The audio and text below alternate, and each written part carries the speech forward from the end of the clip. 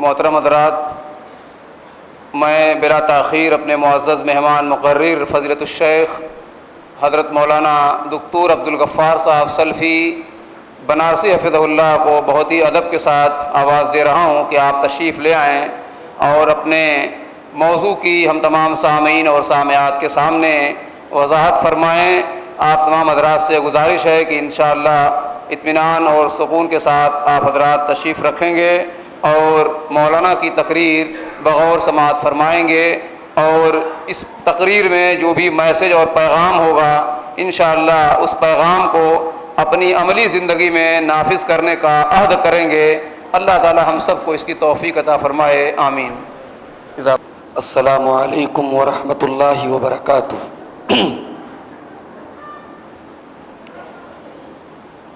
الحمد للہ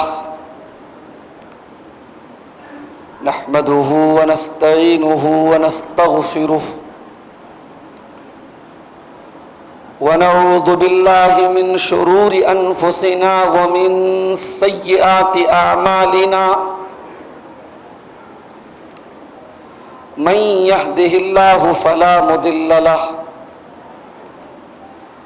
ومن يضلل فلا هادي له،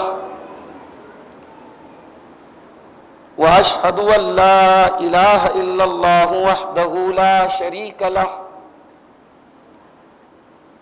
واشهد ان محمدا عبده ورسوله۔ يا ايها الذين آمنوا اتقوا الله حق تقاته ولا تموتن الا وانتم مسلمون۔ يا ايها الناس اتقوا ربكم الذي خلقكم من نفس واحدة وخلق منها زوجها وبث منهما رجالا كثيرا ونساء، واتقوا الله الذي تساءلون به والأرحام إن الله كان عليكم رقيبا۔ يا أيها الذين آمنوا اتقوا الله وقولوا قولا سديدا يصلح لكم أعمالكم ويغفر لكم ذنوبكم، ومن يطع الله ورسوله فقد فاز فوزا عظيما۔ أما بعد، فإن خير الحديث كتاب الله، وخير الهدي هدي محمد صلى الله عليه وسلم، وشر الأمور محدثاتها، وكل محدثة بدعة، وكل بدعة ضلالة، وكل ضلالة في النار۔ أعوذ بالله من الشيطان الرجيم، بسم الله الرحمن الرحيم۔ ألف لام ميم، أحسب الناس أن يقولوا آمنا وهم لا يفتنون، وَلَقَدْ فَتَنَّا الَّذِينَ مِن قَبْلِهِمْ فَلَيَعْلَمَنَّ اللَّهُ الَّذِينَ صَدَقُوا وَلَيَعْلَمَنَّ الْكَاذِبِينَ۔ صدر اجلاس محترم ڈاکٹر عبدالعزیز مبارک پوری حفظہ اللہ، اس پروگرام کی سرپرستی فرما رہے شیخ حافظ شمیم احمد اعظمی املوی حفظہ اللہ، سابق امام و خطیب مسجد حاضہ، اس پروگرام کے ناظم شیخ عبداللہ فیضی حفظہ اللہ، مجلس میں موجود انتہائی موقر اور محترم علماء کرام، ذمہ داران جماعت، بزرگوں، دوستوں، بھائیوں، ماؤں اور بہنوں، پیارے بچوں، یہ میرے لیے بڑی سعادت کی بات ہے، ضلع اعظم گڑھ کے اس موضع جہراج پور میں ایک مرتبہ پھر آپ حضرات کی دعوت پر حاضر ہونے کا موقع ملا۔ سچ پوچھئے تو اس طریقے کی بستیاں جہاں ہمارے علماء کی بڑی محنتیں رہی ہیں اور یہاں ان کی بھاگ دوڑ اور ان کی جد و جہد کے نتیجے میں ایک بڑی آبادی شرک و بدعت سے توبہ کر کے توحید و سنت کے راستے پر آئی ہے۔ جہراج پور کی یہ بستی مولانا سلامت اللہ جہراج پوری کی بستی ہے، مولانا مصلح الدین اعظمی کی بستی ہے۔ یہ وہ ہماری جماعت کے علماء ہیں جنہوں نے وسائل کی کمی کے باوجود بڑی قربانیاں دی ہیں اور ان کی زندگیوں کا مقصد ایک ہی رہا ہے، اللہ کے بندے اللہ کی توحید سے جڑ جائیں، رسول اکرم کی سنت پر آ جائیں، شرک و بدعات سے توبہ کر لیں اور جس منہج اور جس طریقے پر اللہ کے پیارے نبی نے اپنے صحابہ کو چھوڑا تھا اسی طریقے پر لوگ، اسی منہج پر لوگ عمل کرنے لگے۔ یہی ان علماء کی محنتوں کا، ان کی کوششوں کا مقصد تھا میرے پیارے ساتھی۔ آج اس بستی میں بیٹھے ہم تمام لوگ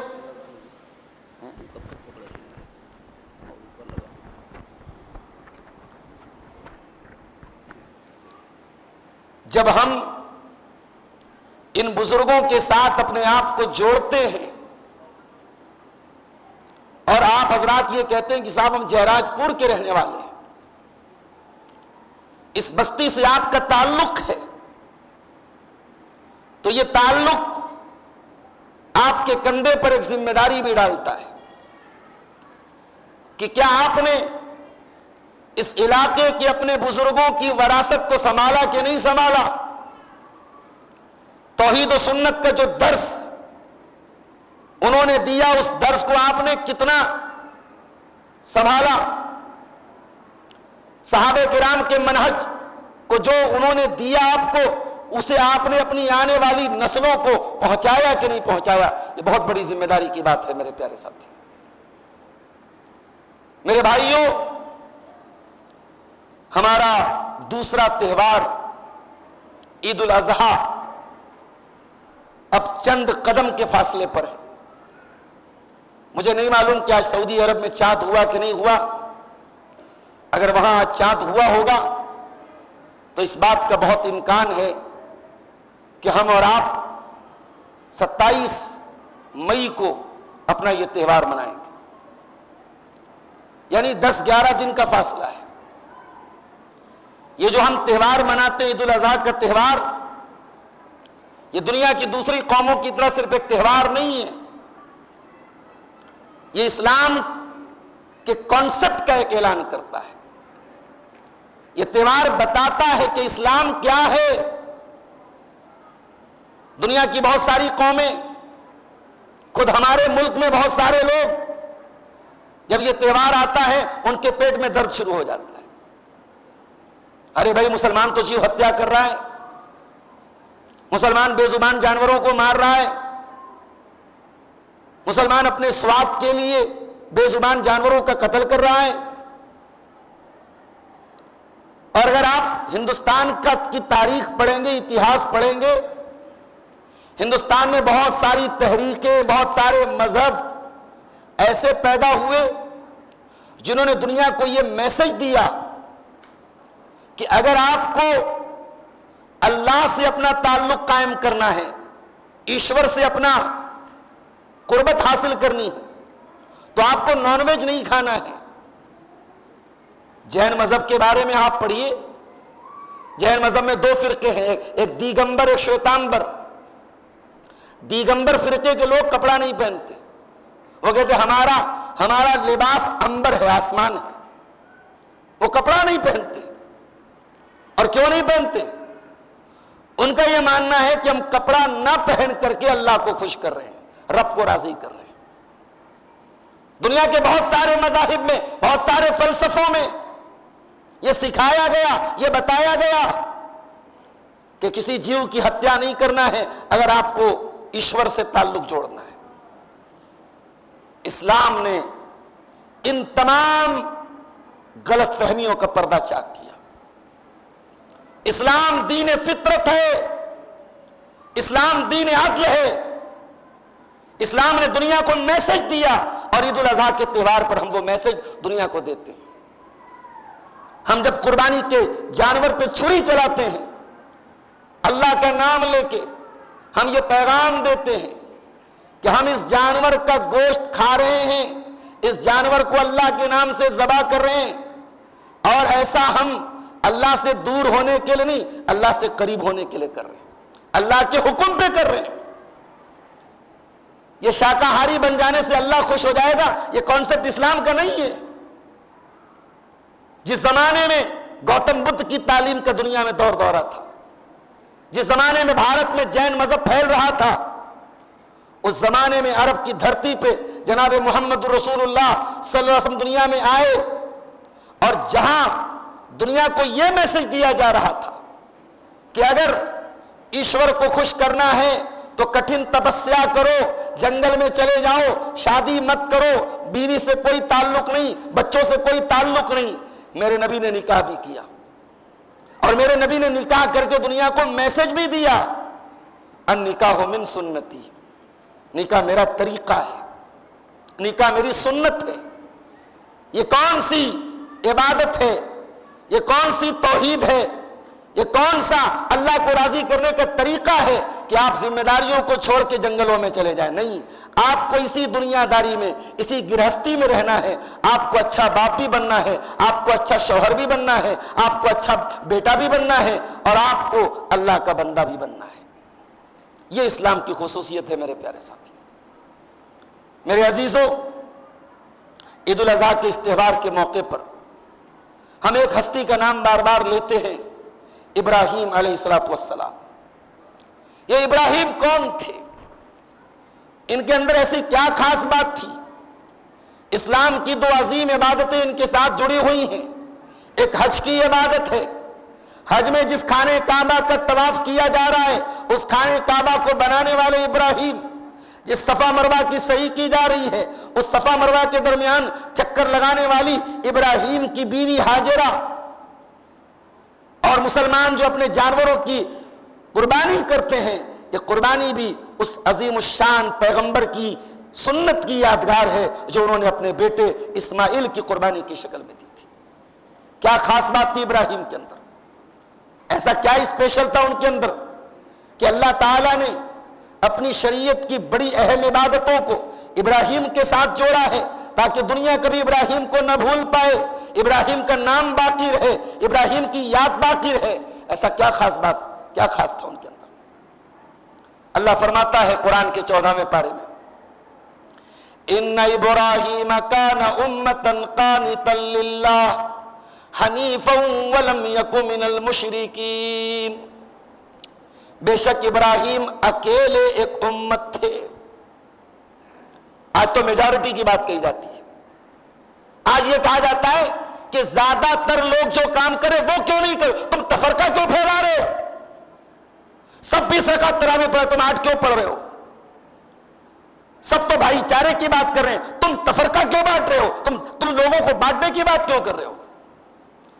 یہ نعرہ دیکھنے میں بڑا اچھا لگتا ہے، یہ نعرہ سننے میں بڑا اچھا لگتا ہے، مگر ایک بات یاد رکھیے گا، اسلام بھائی چارے کی دعوت بھی دیتا ہے، اسلام انسانیت کی دعوت بھی دیتا ہے، اسلام اتحاد کی دعوت بھی دیتا ہے، مگر توحید کے سمجھوتے پر نہیں میرے پیارے ساتھی.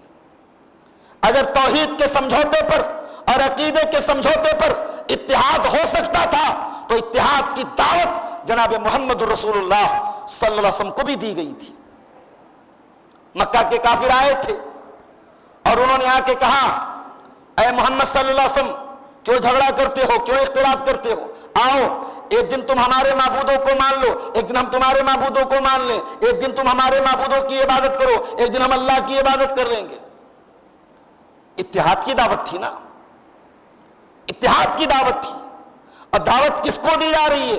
اس نبی کو دی جا رہی ہے جس نبی کے ماننے والوں پر مکہ کی سرزمین تنگ ہے۔ ایک ایسے موقع پر یہ دعوت دی جا رہی ہے جب مسلمانوں کا خون حلال ہے، مسلمانوں کا مال حلال ہے، مسلمانوں کی جان خطرے میں ہے۔ نبی کو تو سمجھوتا کر لینا چاہیے تھا، نبی کو تو سمجھوتا کر لینا چاہیے تھا، مگر نہیں، عقیدے کی بنیاد پر نبی نے کبھی کوئی سمجھوتا نہیں کیا۔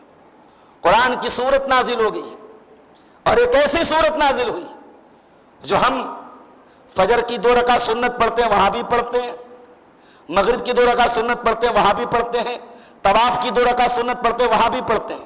کون سی سورت ہے؟ سورہ کافرون۔ قل یا ایھا الکافرون لا اعبد ما تعبدون ولا انتم عابدون ما اعبد ولا انا عابد ما عبدتم ولا انتم عابدون ما اعبد لکم دینکم ولی دین۔ اے نبی اعلان کر دیجئے، اے کفر کرنے والوں، اے توحید کا انکار کرنے والوں، اے اللہ کی الوہیت کا انکار کرنے والوں، میں تم سے توحید کی بنیاد پہ کوئی سمجھوتا نہیں کر سکتا۔ جس کی عبادت میں کرتا ہوں تم نہیں کر سکتے، جس کی تم کرتے ہو میں نہیں کر سکتا۔ پتہ یہ چلا اہل حدیثوں، اگر دنیا تمہیں یہ کہے کہ تم توحید کے نام پہ تفرقہ کرتے ہو، ہمیں یہ طعنہ قبول ہے میرے پیارے ساتھی۔ دنیا تمہیں یہ کہے کہ تم صحابہ کو گالی دینے والوں کی صف میں کیوں نہیں کھڑے ہوتے، تم امت کے اتحاد کی بات کیوں نہیں کرتے، ہمیں یہ طعنہ قبول ہے۔ ہم صحابہ کرام کے ساتھ گالی دینے والے، صحابہ کرام کی تذلیل کرنے والے، صحابہ کرام کی توہین کرنے والوں کے ساتھ کبھی نہیں کھڑے ہو سکتے۔ تم انہیں مفکر مان لو، تم انہیں اسکالر مان لو، تم انہیں عالم مان لو، تم انہیں اپنا پیشوا مان لو، تم انہیں اپنا امیر مان لو، جنہوں نے صحابہ کرام کے خلاف اپنی کتابوں میں زہر گھولا ہے، وہ کل بھی ہمارے لیے نفرت کے قابل تھے اور آج بھی ہمارے نفرت کے قابل ہیں۔ یہ ہمارا عقیدہ ہے، یہ ہمارا منہج ہے، اور یاد رکھو اہل حدیثوں، اگر اس عقیدے کو، اس منہج کو آپ نے نہیں پہچانا تو آپ نے اپنی پہچان کو نہیں سمجھا، آپ نے اپنے مسلک کو نہیں سمجھا، آپ نے اپنی دعوت کو نہیں سمجھا۔ یہ کوئی 1447 ہجری کی بات نہیں کر رہا ہوں، 800 سال پہلے کتاب لکھی علامہ طحاوی رحمۃ اللہ علیہ نے۔ عقیدے کی کتاب یہاں سے لے کے مدینہ تک پڑھائی جاتی ہے، ہمارے دکتور ارشد صاحب آئے ہیں وہ بھی پڑھ کے آئے ہیں، میں نے جامعہ سلفیہ میں پڑھا ہے۔ عقیدے کی کتاب ہے، کتاب کا مصنف کون؟ امام طحاوی رحمۃ اللہ علیہ، حنفی عالم ہے، حنفی عالم ہے، فروعات میں وہ حنفی ہیں لیکن عقیدے میں پکے اہل حدیث ہیں، امام طحاوی رحمۃ اللہ علیہ۔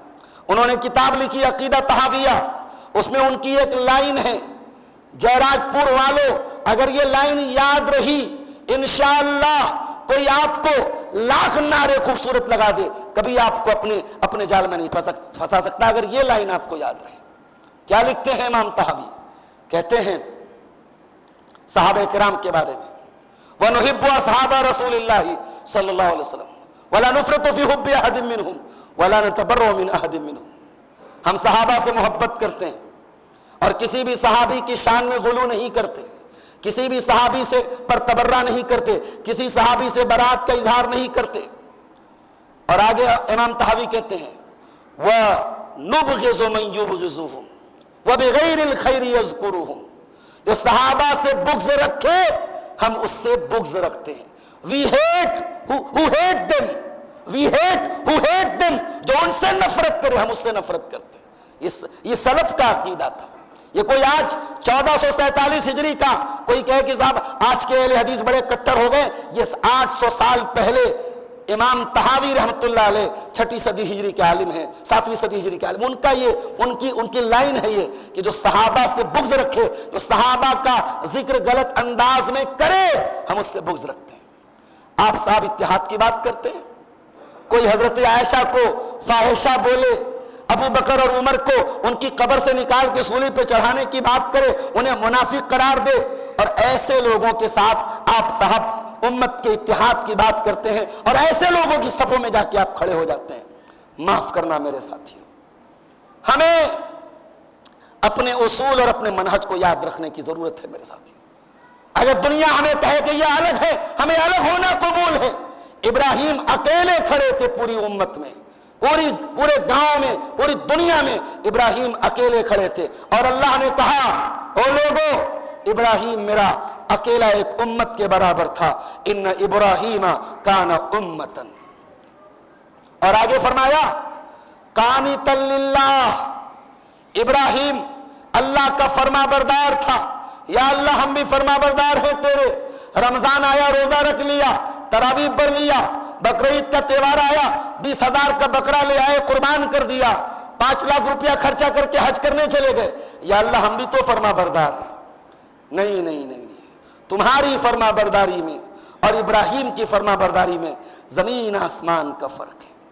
تمہیں اللہ تب یاد آتا ہے جب تم پریشانی میں پڑتے ہو، تمہیں اللہ تب یاد آتا ہے جب تمہارے کاروبار میں مندی آتی ہے، تمہیں تمہارا رب تب یاد آتا ہے جب تمہارا بچہ بیمار ہوتا ہے، جب تمہارے گھروں میں مصیبت آتی ہے۔ تم آسانی میں اللہ کو یاد نہیں کرتے، تم اپنے اچھے دنوں میں اپنے رب کو یاد نہیں کرتے۔ ابراہیم وہ تھے، ان ابراہیم کان امتن قانتا للہ، ابراہیم ہر حال میں اللہ کے فرما بردار تھے۔ اللہ نے جب ابراہیم کو حکم دیا اے ابراہیم اپنے دین کو بچانے کے لیے اپنے گاؤں کو چھوڑ دے، اپنی بستی کو چھوڑ دے، ابراہیم نے اللہ کی توحید کے لیے اپنا گاؤں چھوڑ دیا، اپنا وطن چھوڑ دیا۔ ابراہیم تب بھی اللہ کا فرما بردار، باپ نے گھر سے نکالنے کی دھمکی دے دی، باپ کو چھوڑنا پڑا، تب بھی ابراہیم اللہ کا فرما بردار۔ بڑھاپے میں اللہ نے بڑھاپے تک اولاد سے محروم رکھا، تب بھی ابراہیم اللہ کا فرما بردار۔ بڑھاپے میں اولاد ملی، اللہ نے حکم دیا اے ابراہیم جاؤ اپنے بچے کو مکہ میں چھوڑ کے چلے آؤ، ابراہیم تب بھی اللہ کا فرما بردار۔ اور جب وہ بچہ باپ کا سہارا بننے کے قابل ہوا، اللہ نے حکم دے دیا اے ابراہیم اپنے بچے کو ہماری راہ میں ذبح کر دو، ابراہیم تب بھی اللہ کا فرما بردار۔ ارے ہم تو وہ ہیں، ہم تو اللہ کے لیے اپنی نیت قربان کرنے کو تیار ہیں۔ ہم کیا قربانی کی بات کرتے ہیں؟ جانور قربان کر کے اس کی بوٹی کھا لینا، اس کا پایا کھا لینا، اس کی کلیجی کھا لینا کون سے کمال کی بات ہے؟ ارے ہم تو وہ لوگ ہیں کہ ہم تو اپنی نیت قربان کر کے الصلاۃ خیر من النوم کی آواز پہ ہم تو مسجد میں آنے کو تیار نہیں ہیں میرے پیارے ساتھی۔ ہم تو وہ لوگ ہیں کہ زکوٰۃ کے مسائل میں ہم علماء سے وہ مسئلہ پوچھتے ہیں جس میں ہماری زکوٰۃ ہم کو نہ دینی پڑے۔ ہم تو زکوٰۃ سے اپنے دامن کو بچانے کی بات کرتے ہیں۔ لوگوں نے یہاں تک کہا مولانا صاحب ہندوستان میں ہم جی ایس ٹی دیتے ہیں، انکم ٹیکس دیتے ہیں، دنیا بھر کا ٹیکس دیتے ہیں اور زکوٰۃ بھی دیں۔ اللہ اکبر!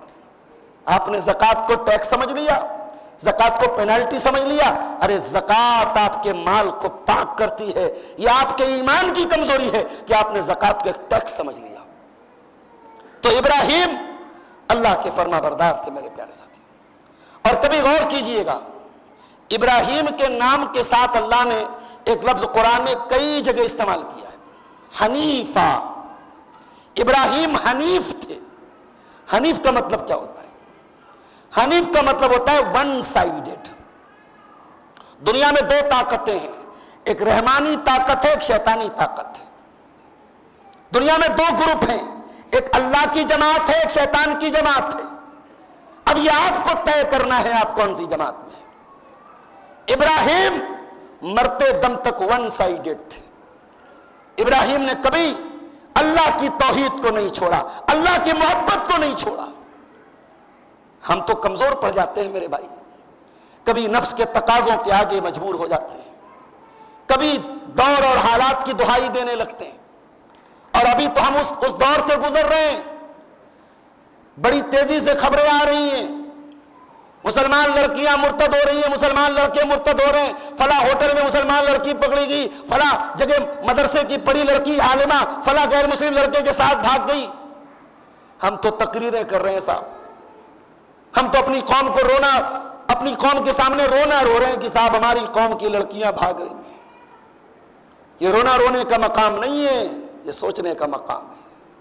یہ سوچنے کا مقام ہے کہ آپ 8 سال تک جس لڑکی کو مدرسے میں پڑھا رہے ہیں، وہ لڑکی 1 سال فیس بک پر کسی لڑکے سے بات کر رہی ہے، اس کے آئی لو یو میں، اس کے پیار بھرے جملوں میں اتنی طاقت ہے کہ آپ کی 8 سال کی مدرسے کی تعلیم پر پانی پھر گیا. آپ کو اپنے ایجوکیشن سسٹم کو سدھارنے کی ضرورت ہے.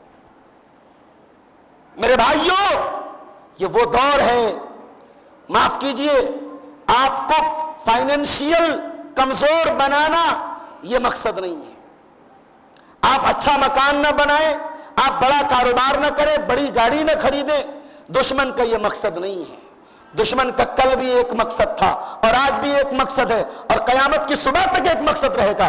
وَلَن تَرْضَىٰ عَنْكَ الْيَهُودُ وَلَا النَّصَارَىٰ حَتَّىٰ تَتَّبِعَ مِلَّتَهُمْ.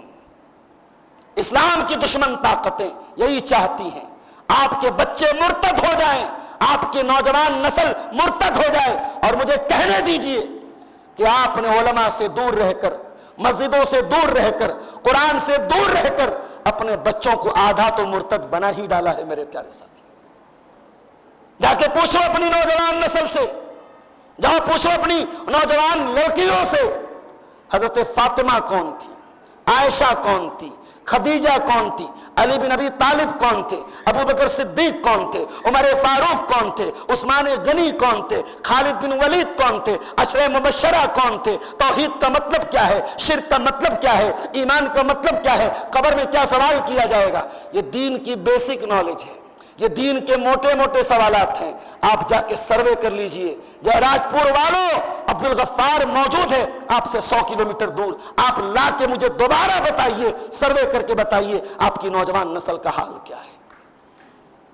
میرے بھائیوں، امت کا سب سے بڑا المیہ یہی ہے کہ اس وقت اپنے دین اور ایمان کو ہم کھو رہے ہیں. ہمارا ایمان، ہماری توحید جو ہمارا کیپٹل ہے، ہماری پونجی ہے، اس کو ہمارے ہاتھوں سے کیسے برباد کیا جائے، اس کی چالیں چلی جا رہی ہیں. اور نبی نے اس کی پیشن گوئی فرمائی تھی. اللہ کے نبی فرماتے ہیں سَتَكُونُ فِتَن، ان قریب بہت سارے فتنے ہوں گے. كَقِطَعِ اللَّيْلِ الْمُظْلِمِ، اتنے فتنے ہوں گے جیسے اندھیری رات کے ٹکڑے ہوتے ہیں، رات میں صرف اندھیرا ہی اندھیرا نظر آتا ہے، فتنے ہی فتنے نظر آئیں گے. کیسے فتنے پیدا ہوں گے، کیسی آزمائشیں آئیں گی، کیسے مسئلے مسائل آئیں گے. نبی نے فرمایا یصبح الرجل مومنا ویمسی کافرا ویمسی مومنا ویصبح کافرا. صبح کو ایک انسان مومن ہوگا، شام ہوتے ہوتے کافر ہو جائے گا. شام کو مومن ہوگا، صبح ہوتے ہوتے کافر ہو جائے گا. ایمان کو 12 گھنٹے نہیں بچا پائے گا. کیوں نہیں بچا پائے گا؟ کوئی گردن پہ تلوار رکھ دے گا، کوئی کنپٹی پہ بندوق رکھ دے گا؟ نہیں. یبیع دینہ بعرض من الدنیا، یبیع دینہ بعرض من الدنیا. اللہ کے نبی فرماتے ہیں دنیا کے چند ٹکوں کے بدلے، دنیا کی تھوڑی سی دولت کے بدلے، دنیا کے تھوڑے سے نام کے بدلے، دنیا کی تھوڑی سی آرام اور سہولت کے بدلے انسان اپنے دین کو بیچ ڈالے گا، اپنے دین کا سودا کر دے گا. یہ دین وہ دین ہے میرے بھائیوں، یہ ایمان وہ ایمان ہے میرے بھائیوں. اس ایمان کو بچانے کے لیے صحابہ نے گھر بار چھوڑ دیے، بال بچے چھوڑ دیے، بیٹے قربان کر دیے، جانیں قربان کر دی. سمیہ شہید کر دی گئی، خبیب سولی چڑھا دیے گئے. صحابہ نے سب کچھ قربان کر دیا، توحید کو بچا لیا.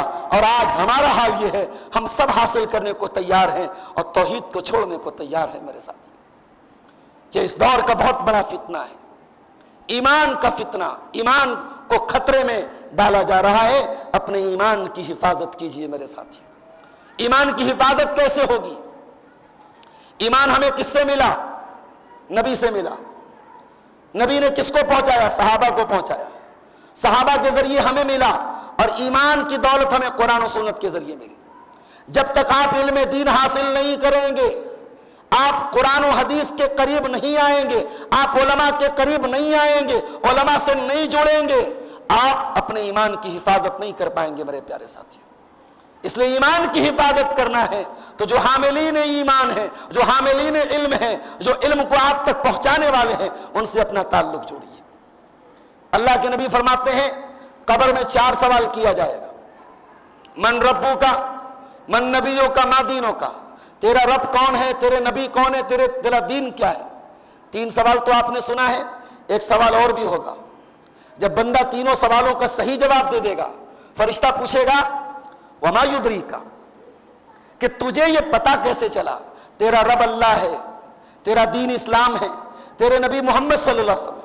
بندہ کہے گا قرأت کتاب اللہ فآمنت بہ وصدقت بہ، اے اللہ کے فرشتے، میں نے اللہ کی کتاب کو پڑھا تھا، میں نے قرآن کو پڑھا تھا، میں نے قرآن پر میں ایمان لایا تھا، میں نے قرآن کی تصدیق کی تھی۔ آپ کی زندگی میں قرآن کہاں ہے؟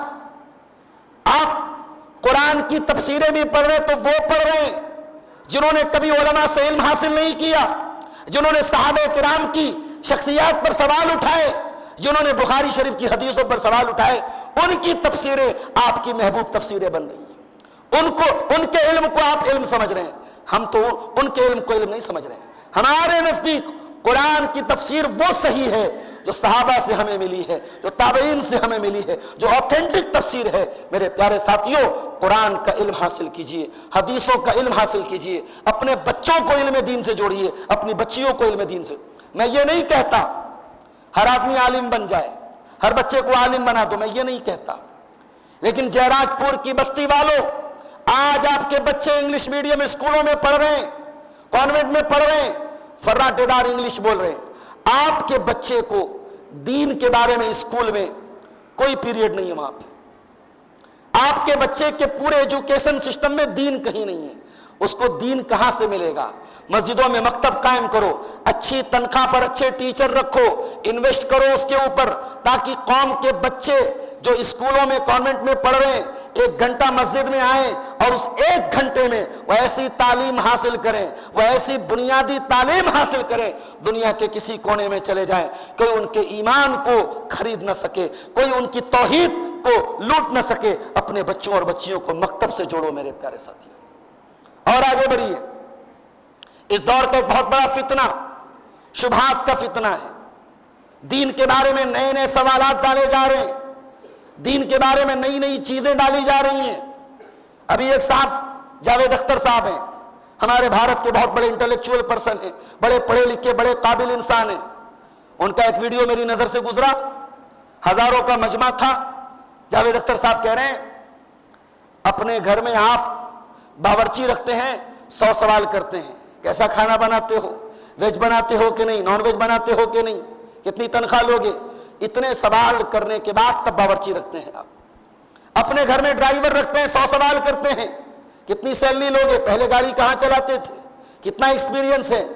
کہا ڈرائیور رکھتے ہو تو سوال کرتے ہو، کک رکھتے ہو تو سوال کرتے ہو، اور گارڈ رکھتے ہو کوئی سوال نہیں کرتے، گارڈ ایسے ہی رکھ لیتے ہو۔ پبلک تالی بجا رہی ہے۔ جاوید صاحب نے بڑی اچھی بات کی۔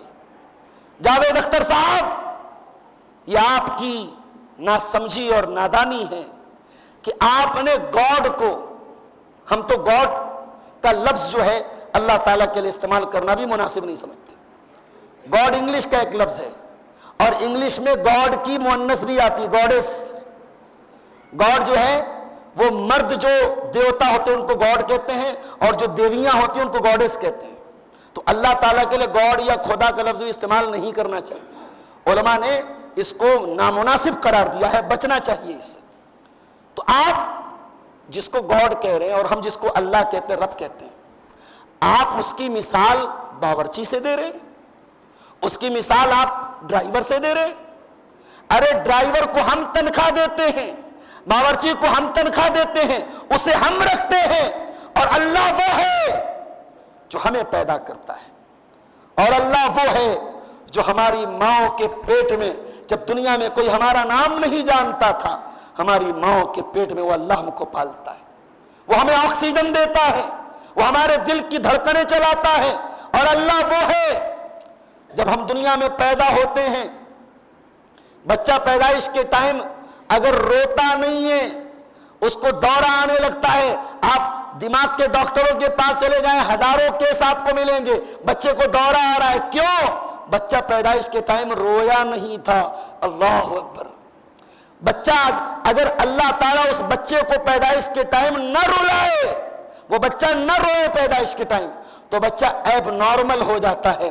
اللہ وہ ہے میرے پیارے بھائی، اللہ وہ ہے کہ آپ بہت اسمارٹ ہیں، بہت ہینڈسم ہیں، بہت خوبصورت ہیں، بہت گورے ہیں، بہت ہٹے کٹے ہیں، لیکن دماغ کا کوئی ایک وائر گڑبڑ ہو جائے انسان پاگل خانے میں پہنچ جاتا ہے۔ آپ اللہ کو باورچی کے ساتھ ملا رہے ہیں۔ ارے اللہ ہماری سانسیں چلا رہا ہے، اللہ زمین کو ذرا سا ڈس بیلنس کر دے زلزلہ آ جاتا ہے، اللہ تبارک و تعالی چاند کو تھوڑا سا ڈس بیلنس کر دے چاند گرہن ہو جاتا ہے، سورج گرہن ہو جاتا ہے، کلائمیٹ چینج ہو جاتا ہے۔ اللہ کو آپ ڈرائیور اور کک کے ساتھ ملا رہے ہیں۔ یہ آج کے دور کی شیطانی سوچ ہے میرے پیارے ساتھی، اور اللہ کے نبی نے فرمایا تھا یہ سوچ پیدا ہوگی۔ آپ نے فرمایا لوگ بہت زیادہ سوال کریں گے، لا یزال الناس یتساءلون، لوگ بہت زیادہ سوال کریں گے، یہاں تک کہ یہ بھی سوال کیا جائے گا اللہ نے ہر چیز کو پیدا کیا، فمن خلق اللہ، اللہ کو کس نے پیدا کیا؟ یہ اس دور کا بہت بڑا فتنہ ہے، یاد رکھو میرے بھائیوں۔ جس چیز کو عقیدہ کہتے ہیں، جس کو ایمان کہتے ہیں، ایمان پر لاجک نہیں اٹھاتے، ایمان پر سوال نہیں اٹھاتے۔ ہمارا ایمان ہے کہ جنت ہے تو ہے، ہمارا ایمان ہے کہ جہنم ہے تو ہے، ہمارا ایمان ہے کہ فرشتے ہیں تو ہیں۔ ہم سر سید احمد خان کی طرح فرشتوں کا انکار نہیں کر سکتے، ہم عنایت اللہ سبحانی کی طرح آیت رجم کا انکار نہیں کر سکتے، اور زناکار کے لیے جو سزا شریعت میں مقرر کی گئی شادی شدہ زانی کے لیے رجم کی سزا، اسے عقل کی بنیادوں پر آپ کے اسی علاقے کے ایسے لوگ گزرے ہیں جنہوں نے آیت رجم کا انکار کیا۔ میرے پیارے ساتھی، ہم حدیثوں کا انکار نہیں کرتے، ہم ایمان والے لوگ ہیں، اور جو چیزیں قرآن سے ثابت ہیں، جو صحیح حدیثوں سے ثابت ہے، ہم اس کے اوپر ایمان رکھتے ہیں۔ تو یہ بہت بڑا فتنہ ہے، شبہات کا فتنہ۔ اور اس دور کا ایک اور بہت بڑا فتنہ ہے جسے علامہ ابن تیمیہ نے لکھا تھا، شہوات کا فتنہ، شرمگاہ کا فتنہ۔ آج وہ دور ہے میرے بھائیوں، آپ کا جوان بیٹا، آپ کی جوان بیٹی، آپ کو یہ لگتا ہے کمرے میں اکیلے ہیں، اکیلا نہیں ہے آپ کا بیٹا، اکیلی نہیں ہے آپ کی بیٹی۔ آپ کی بیٹی کمرے میں سوشل میڈیا کے ذریعے سینکڑوں لڑکوں کے بیچ میں بیٹھی ہوئی ہے، آپ کا بیٹا سینکڑوں لڑکیوں کے بیچ میں بیٹھا ہوا ہے، اور کیس آ رہے سامنے۔ مدھیہ پردیش کا وہ معاملہ آپ نے سنا ہوگا، ایان نام کا ایک مسلمان لڑکا جس نے کئی لڑکیوں سے تعلق قائم کیا، ان کے بیہودہ ویڈیوز بنائے اور ان کو بلیک میل کرنے لگا، آخر گرفتار ہوا اور جیل میں ڈالا گیا۔ یہ دور ہے، یہ حالات ہمارے سامنے آ رہے ہیں۔ ان حالات میں میرے بھائیوں اپنے نوجوانوں کو پیغام دینا چاہوں گا، ابراہیم علیہ السلام اور ان کی بیوی ہاجرہ اور ان کی بیوی سارہ، اس پورے پریوار کی جب آپ سیرت پڑھیں گے تو ہمیں یہ سبق بھی ملتا ہے کہ ہمیں شہوتوں کے فتنے سے بھی اپنے دامن کو بچانا ہے۔ ابراہیم جب ایک ظالم بادشاہ کے پاس سے گزرے، اور وہ ظالم بادشاہ عورتوں کا ریپ کر لیا کرتا تھا اور شوہر کو مار دیتا تھا، بیوی کو قتل کروا دیتا، بیوی کا ریپ کرتا تھا، شوہر کو قتل کروا دیتا تھا۔ ابراہیم جب گزرے وہاں سے، سارہ بہت خوبصورت تھی، بادشاہ نے سارہ کو گرفتار کیا، ابراہیم کو بھی گرفتار کیا۔ ابراہیم علیہ السلام نے جاتے جاتے سارہ سے کہا، اے سارہ، بادشاہ اگر پوچھے تو یہ نہ بتانا کہ تم میری بیوی ہو، جان بچانا پہلے فرض ہے ہمارا، یہ مت بتانا کہ میری بیوی ہو، بتا دینا میری بہن ہو۔ اور یہ جھوٹ بھی نہیں ہے، اس وقت پورے روئے زمین پر ایمان والا مرد میں ہوں، ایمان والی عورت تم ہو، ایمان کے رشتے سے ہم بھائی بہن ہیں، اس میں کچھ بھی غلط نہیں ہے۔ بادشاہ پوچھے تو مجھ کو اپنا شوہر مت کہنا اور اپنے آپ کو میری بیوی مت کہنا کہ تم میری بہن ہو۔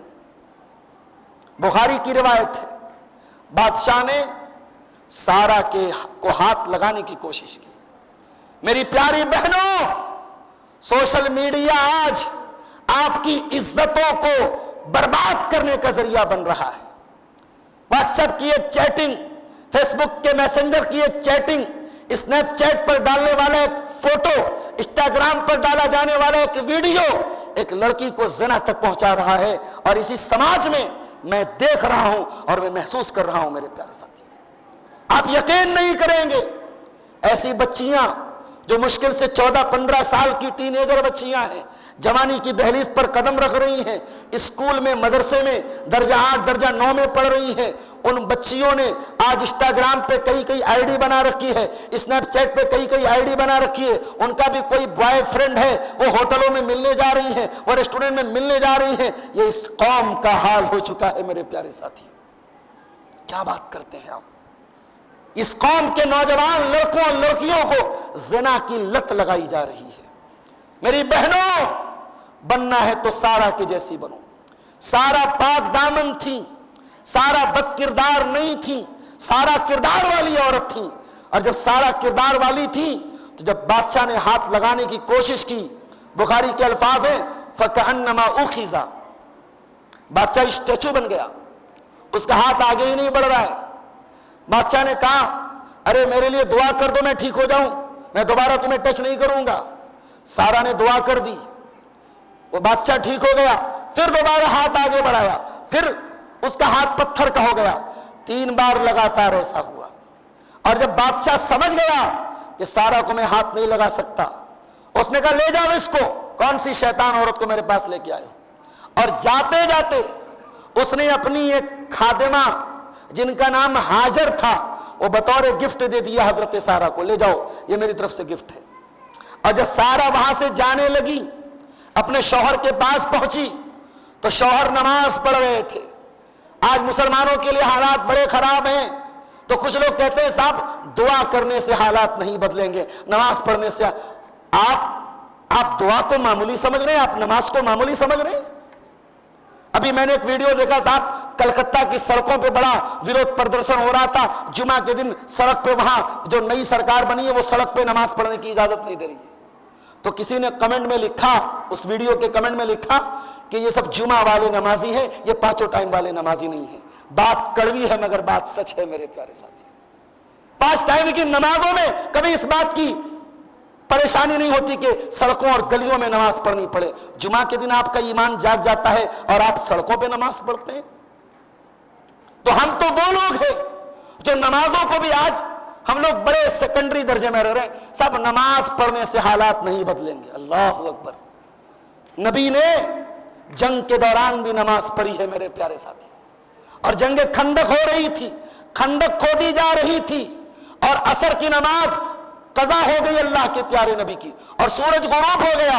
اللہ کے پیارے نبی جلدی بددعا نہیں کرتے تھے کسی پر، آپ نے بددعا کی اور آپ نے فرمایا ملأ اللہ بیوتہم وقبورہم نارا شغلونا عن الصلاۃ الوسطی، اللہ ان کی قبروں کو جہنم کی آگ سے بھر دے، ان کے گھروں کو جہنم کی آگ سے بھر دے، ان کی وجہ سے ہماری عصر کی نماز قضا ہو گئی۔ آپ کے نبی کی زندگی میں نماز کی اتنی اہمیت تھی، آپ کی زندگی میں نماز کی کوئی اہمیت نہیں۔ آج ہے بہت سارے لوگ کہتے ہیں نہیں صاحب ہمیں پالیٹکس میں آنا پڑے گا، ہمیں یہ کرنا پڑے گا، وہ کرنا پڑے گا، اسلامی نظام قائم کرنا پڑے گا، اللہ کا دین قائم کرنا پڑے گا۔ چہرے پہ داڑھی نہیں، نماز کی کوئی پابندی نہیں، اللہ کا دین قائم کرنا پڑے گا۔ گلے میں تعویذ ہے، قبروں پر سجدہ ہو رہا ہے، سب کچھ قبول ہے، اللہ کا دین قائم کرنا پڑے گا۔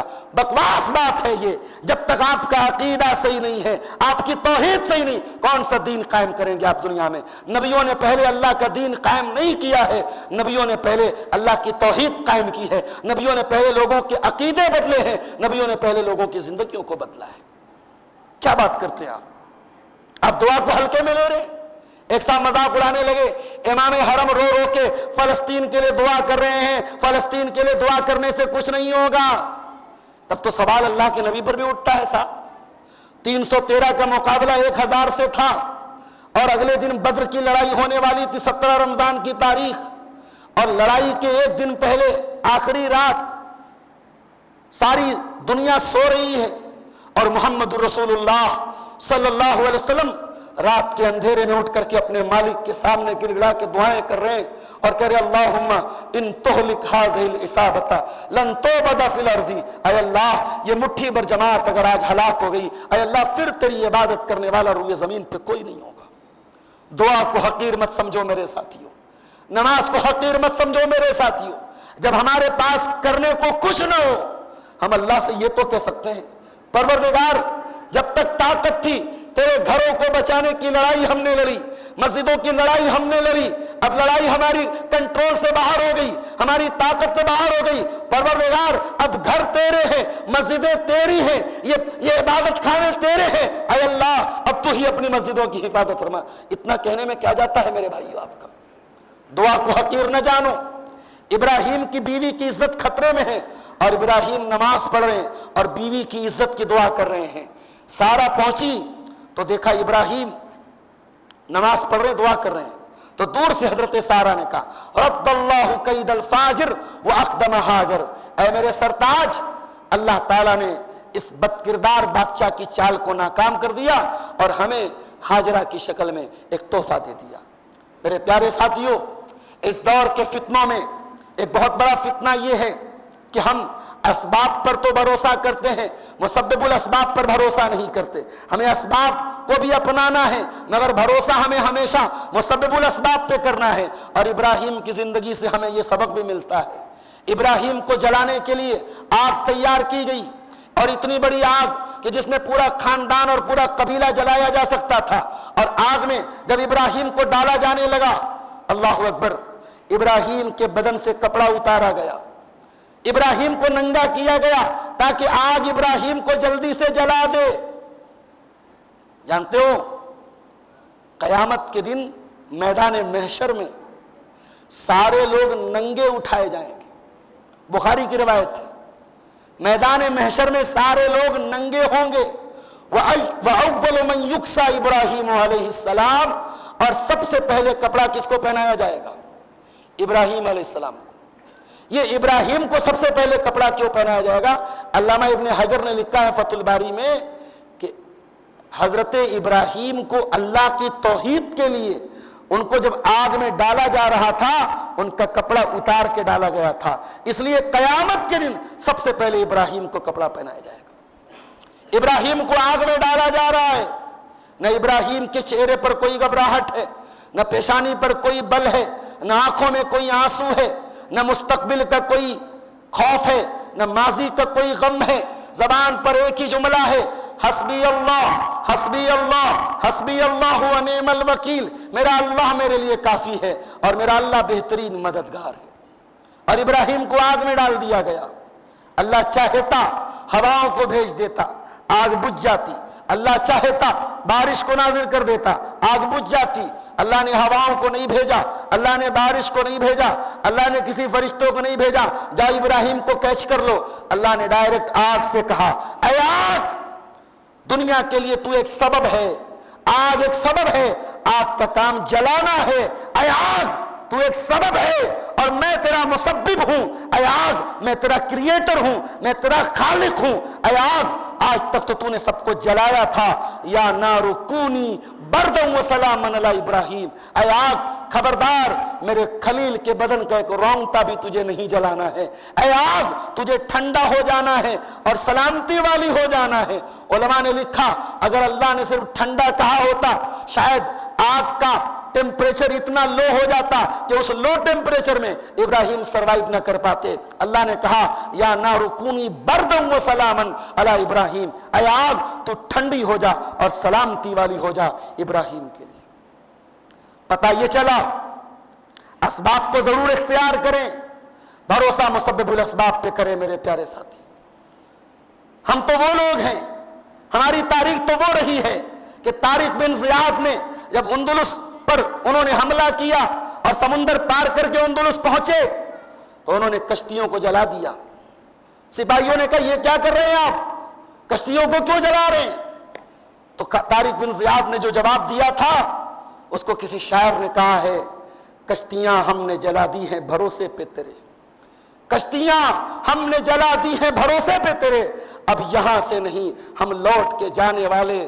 طارق بن زیاد نے اپنے سپاہیوں سے کہا کہ اے میرے فوجیوں، اب ہمارے سامنے بھاگنے کا کوئی راستہ نہیں ہے، کشتیاں جلا دی گئیں، اب پیچھے سمندر ہے اور سامنے دشمن ہے، اب یا تو لڑ کے شہید ہو جانا ہے یا تو ختم ہو جانا ہے یا دشمن کو ختم کر دینا ہے، ہمارے پاس تیسرا کوئی آپشن نہیں۔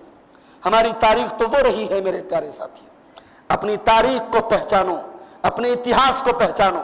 اور ایک آخری بات میرے پیارے ساتھیوں، یہ دور والدین کے لیے بھی بڑا نازک دور ہے۔ اس دور میں سب سے مشکل کام پیرنٹنگ ہے، پیرنٹنگ، باپ بننا، ماں بننا ایک مشکل کام ہے۔ کیوں مشکل کام ہے؟ بچوں کے ہاتھ میں آج موبائل ہے، ماں باپ پریشان ہے، بچہ موبائل نہیں دے رہا ہے، بچہ رات دن موبائل میں لگا ہے۔ کیوں نہیں لگا رہے گا بچہ موبائل میں؟ آپ کو کیا لگتا ہے دنیا بیوقوف ہے؟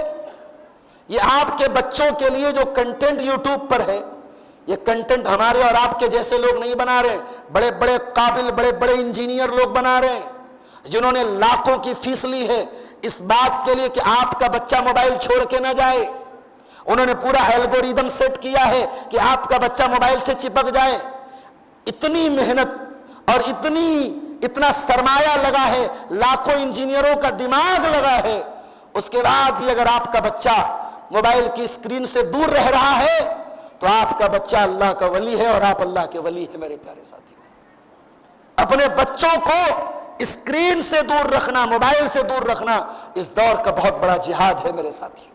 اور یہ بات یاد رکھو، آج اپنے بچوں کی تربیت کرنا ہے تو ہمیں سخت ہونا پڑے گا میرے ساتھیوں۔ آج بچے، اعظم گڑھ کا یہ علاقہ اللہ نے بڑی نعمتوں سے نوازا ہے، مگر میں جو بات کہہ رہا ہوں بڑے غور سے سنیے گا، برا نہ مانیے گا، ہر بات کے دو پہلو ہوتے ہیں۔ آج اعظم گڑھ کے اس پورے خطے میں ایک بڑی آبادی ایسی ہے جو باہر کمانے گئی اس لیے گھر میں خوشحالی آئی، باپ کمانے گیا، بھائی کمانے گیا تو گھر میں اچھا مکان بنا، گھر میں اچھی آمدنی آئی، گھر میں خوشحالی آئی۔ مگر ہمارے بڑے جب باہر گئے تو بچوں کو تربیت میں کمی ملی، اور یہ اصول ہے کہ اگر بچوں کو باپ دور ہو جائے اور اکیلی ماں تربیت کرے تو عام طور سے بچے بگڑ جاتے ہیں۔ یہ دنیا کا مشاہدہ ہے، یہ دستور ہے دنیا کا کہ بچے باپ کے بغیر بگڑ جاتے ہیں، بچیاں باپ کے بغیر بگڑ جاتی ہیں۔ ماں اور باپ دونوں کا کمبینیشن ہونا ضروری ہے۔ مگر میں جو بات کہنا چاہتا ہوں بڑے غور سے سنیے گا کہ اگر ماں ہاجرہ کے جیسی ہو، اگر ماں ہاجرہ کے جیسی ہو تو باپ اگر دور بھی ہے تب بھی اولاد بگڑتی نہیں ہے اگر ماں سخت تربیت کرنے والی ہو۔ کبھی آپ نے غور کیا، ابراہیم جب اپنی بیوی بچے کو مکہ چھوڑ کے چلے گئے، ابراہیم فلسطین میں رہتے تھے، اسماعیل مکہ میں رہتے تھے، اسماعیل کو پالنے والی ہاجرہ، اسماعیل نے ہاجرہ کی گودوں میں پرورش پائی، اسماعیل جوان ہوئے اور جب 13-14 سال کے ہو گئے، باپ کا ساتھ دینے کے قابل ہو گئے تو قرآن کہتا ہے فَلَمَّا بَلَغَ مَعَهُ السَّعْيَ قَالَ يَا بُنَيَّ إِنِّي أَرَىٰ فِي الْمَنَامِ۔ تو باپ فلسطین سے چل کے مکہ آتا ہے اور اپنے جوان بیٹے سے کہتا ہے، بیٹے تیرے باپ نے خواب دیکھا ہے۔ کیا خواب دیکھا ہے ابا جان؟ بیٹا میں نے خواب دیکھا ہے انی اذبحک، کہ میں تجھے قتل کر رہا ہوں، میں تجھے ذبح کر رہا ہوں۔ فانظر ماذا ترى، تو بتا تیری کیا رائے ہے؟ یہ بیٹا وہ بیٹا ہے جو باپ سے دور رہا ہے، جس کو ماں کا پیار تو ملا ہے، باپ کا پیار بہت کم ملا ہے۔ آج کے دور کا بیٹا ہوتا تو پہلے تو اپنے اس باپ کو 4 باتیں سناتا کہ آپ تو ہمیشہ دور رہے، اکیلے میری ماں نے پالا، اور آپ آئے ہیں مجھے قتل کرنے کی بات کر رہے ہیں، مجھے ذبح کرنے کی بات کر رہے ہیں۔ آج کا بیٹا ہوتا تو 4 باتیں پہلے باپ کو سناتا، مگر یہ بیٹا اسماعیل تھا، یہ بیٹا ابراہیم کا بیٹا تھا، اور یہ بیٹا ہاجرہ کا بیٹا تھا۔ بیٹا کہتا ہے یا ابت افعل ما تؤمر ستجدنی ان شاء اللہ من الصابرین۔ اے ابا جان، آپ کو جو حکم ملایا آپ پورا کر ڈالیے، اللہ نے چاہا تو آپ مجھے صبر کرنے والا پائیں گے۔ ذرا پتہ لگاؤ اسماعیل کا ایڈمیشن کون سے اسکول میں ہوا تھا، ذرا پتہ لگاؤ اسماعیل کون سے مدرسے کے پڑھے ہوئے تھے، ذرا پتہ لگاؤ اسماعیل کو پڑھانے والے مولوی صاحب کا نام کیا تھا۔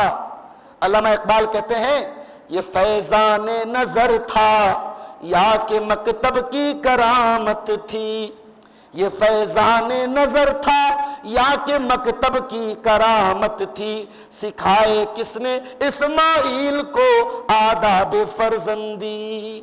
اللہ اکبر۔ ایک ایسا بچہ جو باپ کے بغیر پلا ہے، اس بچے کو یہ خوبی کس نے بتائی، یہ مورل ویلیوز کس نے بتائی، یہ اخلاق کس نے بتائی، یہ نیتک شکشا کس نے دی، یہ کریٹیوٹی اس کے اندر کیسے آئی، یہ کوالٹی کیسے آئی؟ میرے پیارے ساتھیوں، یہ ہاجرہ کا کمال تھا۔ اپنی بچیوں کو ہاجرہ بناؤ میرے بھائیوں، اپنی بچیوں کو سارہ بناؤ۔ یہ دور بڑا نازک ہے، नाचने वालियां बहुत मिलेंगी, गाने वालियां बहुत मिलेंगी, डिस्को डांस करने वाली बहुत मिलेंगी। ज़रूरत है हमारी कौम को सारा के जैसी बेटियों की, ज़रूरत है हमारी कौम को हाजरा के जैसी बेटियों की। और जब ऐसी बच्चियां जब माँ बनेगी तब इस्माइल के जैसी नस्ल तैयार होगी। तो कुर्बानी का ये त्यौहार हमें ये सबक दे रहा है। और आखिरी बात मैं बयान करके बात खत्म करता हूं। आज हमारे यहाँ कुर्बानी भी एक स्टेटस सिंबल बन गया है। जिसके पास जितना पैसा है उसी हिसाब से वो कुर्बानी कर रहा है और बड़े पैमाने पे कुर्बानियां हो रही हैं। और हम लोग पेपर पे पढ़ते हैं, मीडिया में खबर आती है, फला बकरे के ऊपर अल्लाह लिखा था, मोहम्मद लिखा था, वो इतने लाख में बिक गया, वो इतने करोड़ में बिक गया। बड़े स्टेटस सिंबल बन गया है। मेरे भाइयों, कुर्बानी इखलास वाला त्यौहार है। कुर्बानी इखलास का त्यौहार है। और जब कुर्बानी आप करते हैं, प्यारे नबी ने उसमें एक दुआ हमें सिखाई है। उस दुआ में हम एक जुमला पढ़ते हैं, इन्ना सलाती व नुसुकी व महयाया व ममाती लिल्लाहि रब्बिल आलमीन। कुर्बानी की दुआ में ये जुमला आता है, बेशक मेरी नमाज अल्लाह के लिए, मेरी कुर्बानी अल्लाह के लिए, मेरा जीना अल्लाह के लिए, मेरा मरना अल्लाह के लिए। ये सिर्फ एक दुआ नहीं है, ये जिंदगी का एक नारा है, ये जिंदगी का एक स्लोगन है कि आप कुर्बानी कर रहे हैं, किसके लिए कर रहे हैं, आपकी नीयत क्या है। कहीं दिखावा तो नहीं है, कहीं आपके अंदर कहीं शो ऑफ तो नहीं है, कहीं नुमाइश तो नहीं है। आपकी कुर्बानी अल्लाह के लिए होनी चाहिए मेरे साथियों। और कुर्बानी इस पैगंबर के साथ जुड़ी है। उस पैगंबर ने जब खाने काबा बनाया था, अल्लाह अकबर, अल्लाह ताला ने उसका नक्शा खींचा है कि जब इब्राहिम खाने काबा बना रहे थे, वइज़ यरफ़उ इब्राहीमुल क़वाइद मिनल बैत व इस्माईल रब्बना तक़ब्बल मिन्ना इन्नका अंतस समीउल अलीम।